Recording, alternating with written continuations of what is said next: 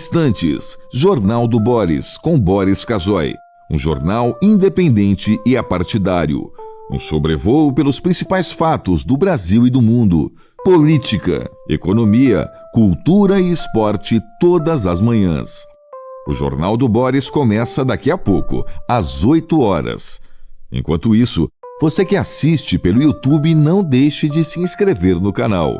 Deixe seu like nos vídeos, seus comentários e lembre-se de ativar o sininho para ser notificado sempre que postarmos um novo vídeo com as análises precisas de Boris Casoy sobre os temas mais importantes do noticiário. Para você que acompanha pelo Facebook, curta a página oficial e deixe seus amigos bem informados compartilhando sempre nosso conteúdo diário. No Twitter, o perfil oficial de Boris Casoy é o @bcasoyoficial. O Jornal do Boris começa já, às 8 em ponto. Você está convidado também a seguir o perfil oficial no Instagram, buscando por @Jornal do Boris Verdade. Lá você encontra fotos raras, objetos antigos da coleção particular de Boris Casoy e fica por dentro do cotidiano deste jornalista com mais de 60 anos de carreira.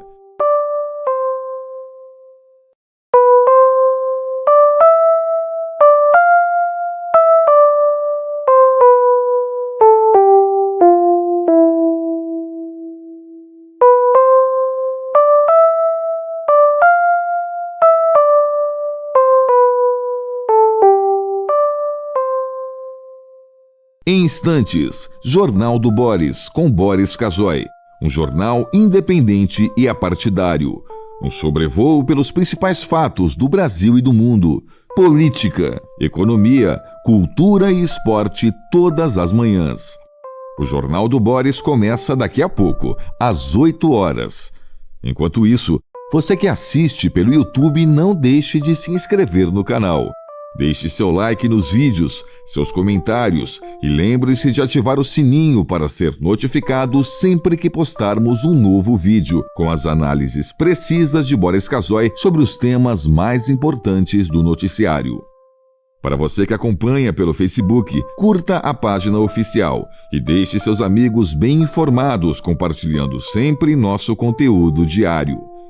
No Twitter, o perfil oficial de Boris Casoy é o @bcasoyoficial. O Jornal do Boris começa já, às 8 em ponto.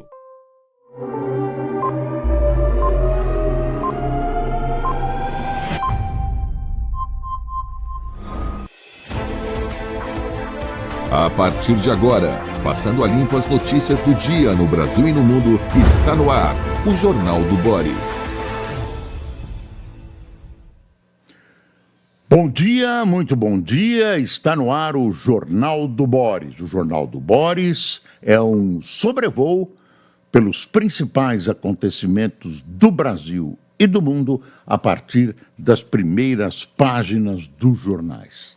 Hoje, os jornais amanheceram extremamente quentes, especialmente com a notícia de que o presidente Trump cumpriu a sua ameaça. Não chegou a ser ameaça, foi anúncio.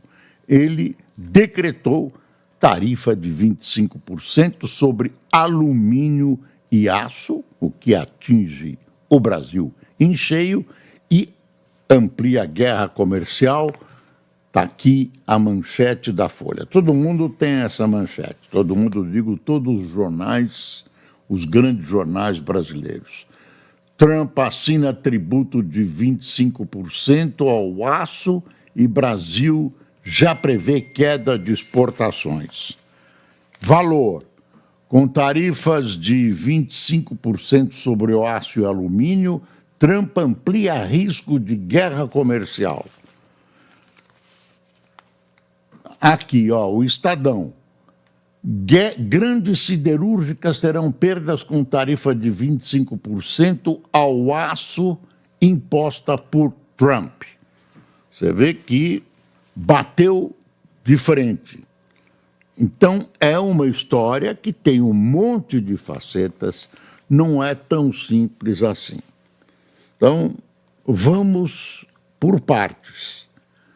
O presidente Lula, quando o Trump anunciou que iria impor essa taxa, esse imposto, subiu no palanque e logo afirmou que o Brasil iria reagir, né, iria retalhar, ou seja, impor taxas a produtos americanos, etc., etc. Agora, ante a realidade, e provavelmente ouvindo as pessoas de bom senso, algumas pessoas de bom senso que o cercam, os estudos estão na mão de Geraldo Alckmin, vice-presidente da República, que tem até bom senso demais, na minha opinião. O Brasil não vai reagir imediatamente, como anunciou de maneira precipitada o presidente Lula. O Brasil vai analisar a questão, vai aprofundar quais são as consequências. O presidente Trump marcou lá o início de março para começar a valer esse decreto dele. Então, tem um espaço muito grande para negociação. É bom lembrar que o Trump já fez isso no passado e que o Brasil negociou, né? Apareceu o decreto, o Brasil negociou. No outro governo dele, ele já fez isso e as coisas se acomodaram. Pode acontecer agora. Quais são as razões que levam a gente a imaginar que pode acontecer? Primeiro, essa medida afeta o mercado americano. Quer dizer, se você aumenta o preço, se você impõe impostos para o que te chega de aço, né? Aço e alumínio também, mas aço, que é o principal da história, né? Serve para fabricar um monte de coisas, inclusive automóveis. Se você impõe, você aumenta o preço para os produtos americanos, para a população americana, para o consumidor americano. E uma das principais promessas do presidente é combate à inflação, né? Combate à carestia, aos preços altos. É promessa de palanque dele. E os americanos não vão deixar isso barato, é uma coisa vital que está em cada um, que está nas famílias, que está no seio da população. Não é uma promessa vaga, é uma promessa matemática, né? Tem que baixar a inflação, tem que baixar os preços. As coisas não se passam assim que o cara vai, depois vai para a televisão, inventa uma desculpa besta e a população aceita. Não é assim. Tem esse conceito muito grande de eu sou consumidor, eu sou taxpayer, né? O pagador de impostos, exijo blá, blá, blá, blá. As coisas não são tão simples assim dentro dos Estados Unidos. Ele tem todo o apoio, ele tem o Congresso nesse instante nas mãos, está muito poderoso. Agora, então a primeira observação é que bate no pé.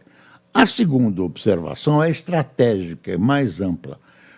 Ele está, com isso, atingindo os países amigos dos Estados Unidos, amigos, aliados, né, aliados de muitos anos. Né? Isso, então, também você vê que a União Europeia se prepara para reagir, etc., bagunça o comércio internacional. O aço é um material estratégico para todo mundo, né? Para todo mundo, inclusive para fabricar material para guerra. Então, não é tão simples assim como o Lula disse. E nós vamos retalhar também. Isso não é uma luta de boxe. Não é uma luta de boxe. Se você dá um soco e você retalia com o outro. Não é. Isso é um jogo internacional de cachorro grande, né? Um xadrez, né? Um xadrez que tem que ser levado com habilidade. Então, as declarações do vice-presidente da República, Geraldo Alckmin e do ministro da Fazenda, Fernando Haddad, são declarações inteligentes e especialmente prudentes, de benefício do país. Não pensa que isso funciona, deu um tapa, eu vou dar outro e tal. Não é bem assim, não é bem assim. É uma questão política, econômica, com raízes profundas. Tem gente que já está nos jornais esclarecendo onde pega, onde atinge, mas isso é um estudo mais complicado. Já devem estar fazendo, elaborando, com computadores, etc., etc. Tem muito desdobramento, onde você usa o aço, depois vai para outro lugar, depois volta. Fabrico de automóveis, uma peça num país, outra peça no outro.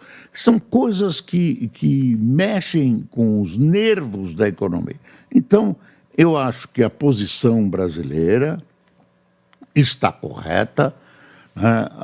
Não pode nem dar uma resposta verborragia, né? Estados Unidos, blá, blá, blá, exploradores dos países... Vai com calma, não tem que blasfemar, não tem que falar, não tem que atacar, tem que agir. E o Brasil tem um corpo diplomático excelente, que é o Itamaraty, né, das boas coisas que o Brasil tem, eu ia dizer de nível internacional, é claro, mas é de bom nível internacional, isso é reconhecido. Então, você tem que negociar, você tem que tentar, né? E muito provavelmente as experiências anteriores recomendam, né? O passado do Trump recomenda, e o presente recomenda também, porque ele é useiro e vezeiro em usar essa técnica de assustar, espantar, anunciar, para chamar o pessoal para a mesa e negociar. Eu não sei como é que ele vai negociar esse 50º Estado americano em que ele quer transformar o Canadá, ou, enfim, diz que vai retomar o canal do Panamá, essas coisas. O Panamá já negociou, né? Já negociou um pouco a amenizar a presença chinesa na região, especialmente do canal. Aí a preocupação é com... Agora, o resto eu não sei como é que ele vai fazer com a Dinamarca. Como é que ele... Enfim. Aliás, teve uma notícia que foi pouco difundida. Estônia, Letônia, Lituânia e eu não sei se a Finlândia também, no fim de semana passado, na semana passada, eu estou mudando de assunto, eu já volto para o principal. Eles conseguiram desligar sua eletricidade da Rússia e passaram a consumir eletricidade da União Europeia, né? Tiraram de uma tomada, puseram na outra e diminuíram a influência, né, e a possibilidade de retaliação que a Rússia tem sobre eles. A Rússia... Eles têm medo porque a história mostra que a Rússia lá, uma coisa que vem lá do passado remoto, a Rússia imagina que ainda vai aumentar o seu império, então a Polônia, esses países bálticos temem então... temem uma presença russa militar, né, para devolvê-los ao que era a antiga União Soviética. Putin sonha de novo com aquele império. Lembra que ele falou até Lisboa, de Moscou até Lisboa, lá da Sibéria até... Enfim... Então vamos ver como é que o governo vai reagir, a gente ainda vai analisar, tem muita coisa para correr, ainda tem o Congresso, tem as forças políticas, tem os empresários brasileiros, tem um monte de fatores. Isso não é uma coisa que o Lula disse, vamos retalhar. Isso foi, ele deu uma subidinha no palanque, como ele costuma fazer, mas não é bom. Não é bom. Tem gente que vai cobrar dele. O senhor disse que ia retalhar e agora não retalhou. Ele falou e vai acontecer isso. Tem um monte de coisas importantes, mas eu vi uma coisa no jornal hoje que eu queria contar para você, porque tem um sentido tem um sentido sentimental. Olha que notícia ruim. Bombril entra com pedido de recuperação judicial. Você acredita? A Bombril, de 1.001 utilidades. A empresa de produtos de limpeza e higiene doméstica Bombril, conhecida por sua esponja de aço, informou nesta segunda que, com outras sociedades do grupo Bombril, entrou com o pedido de recuperação judicial. Em fato relevante ao mercado, a Bombril disse que a empresa tem contingências tributárias relevantes, especialmente as relacionadas a autuações da Receita por suposta falta de recolhimento de tributos no valor de cerca de 2 bilhões e 300 milhões. E vai por aí adiante. Aí, no fim, ela diz assim, a Bombril acrescenta, é a nota que está na Folha de São Paulo, a Bombril acrescenta que o pedido de recuperação judicial visa conduzir negociações para adequar sua estrutura de endividamento, garantir manutenção operacional das atividades e proteger o seu caixa. Tomara que ela consiga vitória nessa recuperação judicial, né?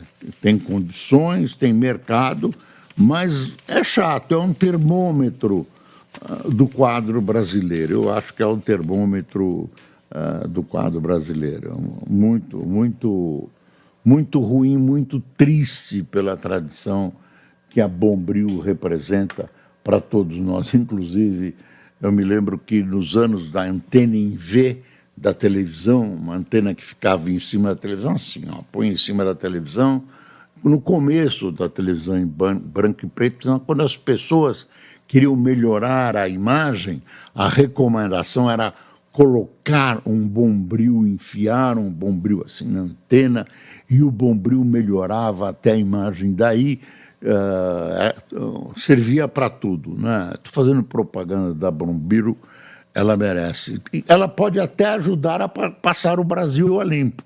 É um bom instrumento, mas, infelizmente, vai continuar fabricando.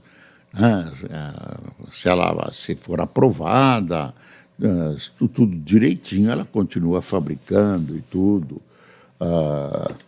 Bombril devia passar na testa de muita gente para melhorar também o funcionamento da cabeça de muita gente. Eu acho que é uma experiência que enfia na orelha, no ouvido, né? Bom, então nós vamos esperar. O Brasil resolveu, o governo brasileiro teve uma atitude, teve um acesso de bom senso, né? E vai resolver esperar para ver o que acontece. Se o Lula não entornar o caldo, de repente ele vem e chuta o balde. De repente ele vem e chuta o balde. Bom, se precisar, a gente volta para esse assunto. Aí vem a guerra no Oriente Médio, né? A guerra, a questão da faixa de Gaza. Estou pegando o jornal israelense, o Haaretz, que eu insisto que é um jornal, isso é tradução de computador, né? Haaretz, que é um jornal de oposição a Israel. Às vezes você pensa que ele é anti-israelense. Tem um slogan que eles vivem publicando assim: se você quiser saber a verdade sobre a guerra em Israel, veja a TV saudita. É o tempo todo assim. É quase um slogan. Bom, aí está aqui: o ultimato de Trump derruba cessar-fogo em Gaza e pode inviabilizar a libertação de reféns. Qual é o ultimato do Trump? Ele diz que se até sábado, ao meio-dia, os reféns não forem devolvidos, eu não sei se são todos ou aqueles que o Hamas deveria entregar, ele ia transformar a faixa de Gaza num inferno. São palavras dele. Tem aqui as palavras exatas dele, mas é isso, ele vai transformar. Hamas adia entrega de reféns a Israel, é a manchete aqui do Estadão com essa foto. Olha que foto. Isso aqui, ó, claro, é a faixa de Gaza. Então tá assim, ó. Hamas adia entrega de reféns e Israel mobiliza exército. Grupo terrorista alega que Israel impede retorno de civis no norte de Gaza e trava a entrada de caminhões com ajuda. Israelenses rebatem a acusação e põem militares em prontidão. Trump reforçou ontem que deseja saída definitiva dos palestinos do enclave. Quer dizer, ele tem aquela ideia de recuperação, os Estados Unidos vão trabalhar, a impressão que dá é que o Netanyahu quer ficar com a faixa de Gaza que Israel já devolveu, quis devolver para o Egito não quis aceitar, né? Numa das guerras que Israel conquistou a faixa de Gaza, que estava sob a administração egípcia, os palestinos reivindicando o seu Estado acabam sendo um problema, né? E os países árabes capricharam na não integração dos palestinos com outras populações, ficaram sempre confinados em acampamentos, etc., para manter a chama acesa dessa luta contra o Estado, para extinção do Estado de Israel. Tem a criação do Estado palestino, etc., e tem a frase, né, que vem do Irã, e é vamos jogar os judeus no mar e tal, essa coisa de acabar com o Estado de Israel. Isso vem lá desde a criação do Estado de Israel em 1948. Bom, tem uma outra história aqui que é cabeluda, está no portal do Globo.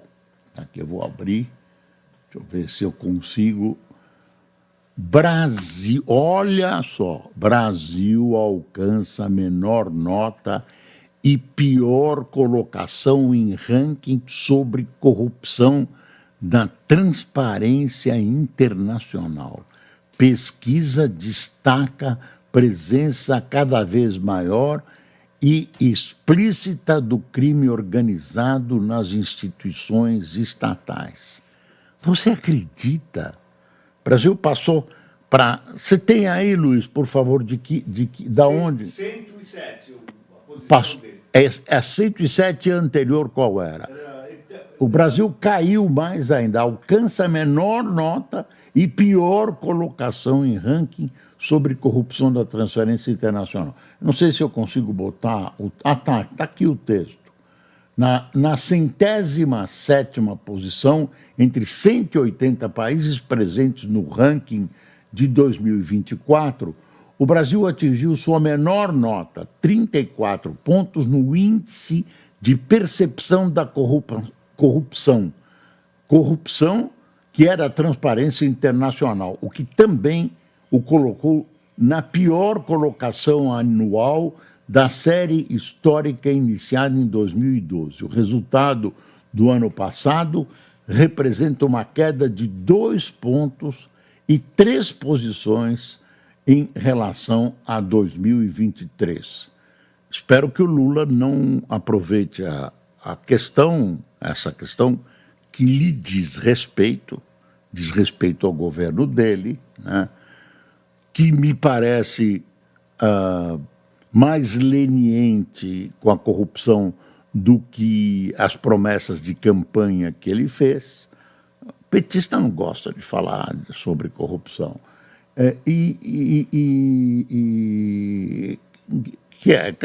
Tem grande responsabilidade nesses números, não tem dúvida.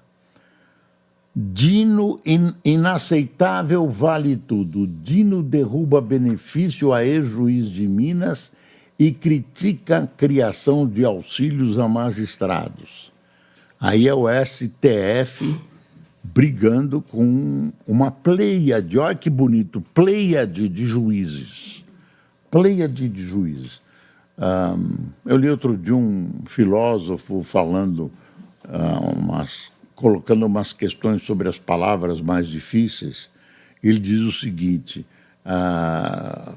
parte da intelectualidade, e fala mundial, né? E isso acontece no Brasil, segundo ele, acontece no Brasil, que a esquerda mundial, os comunistas, preferem facilitar a língua.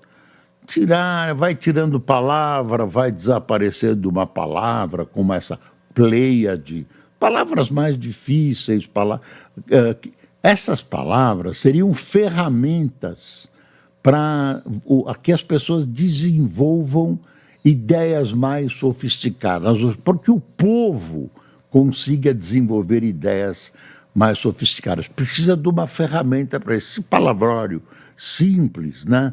Ele é insuficiente, muito insuficiente, para você trabalhar com a sofisticação das ideias e perceber a sanha comunista, etc, etc.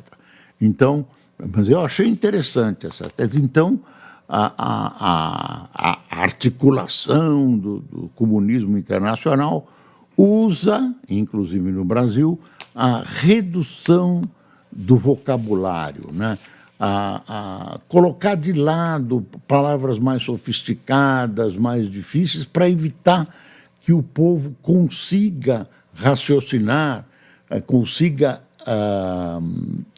perceber outras ideias, que não essa ideia como é vendida somos todos iguais, e você sabe que o comunismo não é nada disso pelas experiências que a história já mostrou, né? Mas é vendido assim, e a população que não tem sofisticação nenhuma de cuca também não tem ferramentas para pensar, pelo menos é essa. Eu saí do nosso trilho aqui.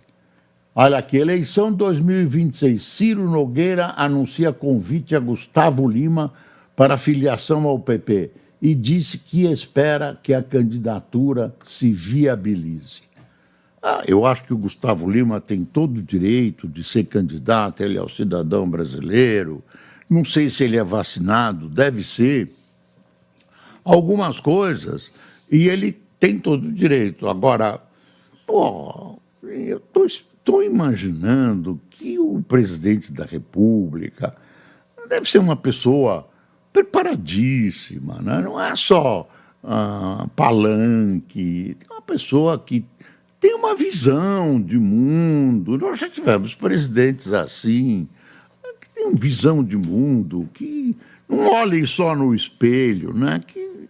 Que saibam, têm interesse, vejam quais são o que acontece, tem uma visão de futuro.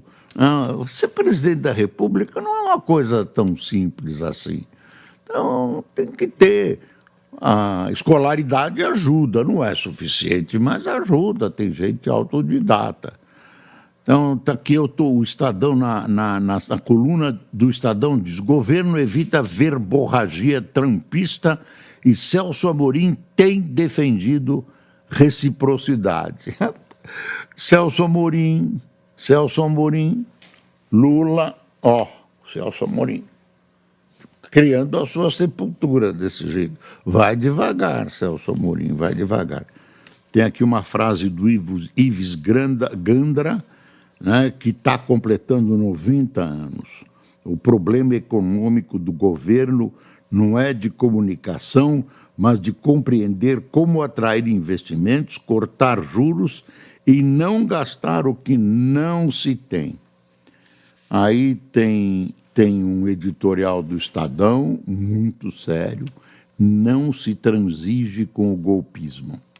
Fala de Hugo Mota, novo presidente da Câmara dos Deputados, para quem o 8 de janeiro não foi uma tentativa de golpe, compõe mosaico de atitudes que se prestam a relativizar a evidente gravidade da insurgência bolsonarista. Então, o Estadão está dizendo que foi tentativa de golpe, condenando as palavras em sentido contrário, que, surpreendentemente, foram ditas pelo presidente da Câmara dos Deputados, de quem se espera uma posição de magistrado. Aí tem o Rubens Barbosa, ex-embaixador do Brasil em Washington, com toda a sua sabedoria, a sua habilidade. Eu gosto quando ele opina, ele faz a gente pensar. Governo brasileiro deveria promover estudos para definir legislação que defenda os interesses do agro e da indústria, lei da selva no comércio internacional. Aí ele termina, a legislação brasileira de defesa comercial tem um caráter defensivo e existe há muitos anos. As novas circunstâncias do cenário internacional e a perspectiva de uma escalada na aplicação de medidas restritivas generalizadas demandam uma legislação adicional, atualizada, para evitar prejuízo aos interesses do governo e do setor privado. A legislação da União Europeia poderia ser adaptada às circunstâncias e características do agro e da indústria nacionais. Uma voz experiente e com opinião sempre muito interessante e didática. A PF indicia desembargadores e juízes do Maranhão por venda de sentenças. Que triste para o Brasil. Senhores juízes, venda de sentenças. Relatório policial enviado ao STJ atribui a 23 investigados crimes de corrupção passiva, lavagem de dinheiro e organização criminosa. Tribunal e magistrados não comentaram. Dói, viu?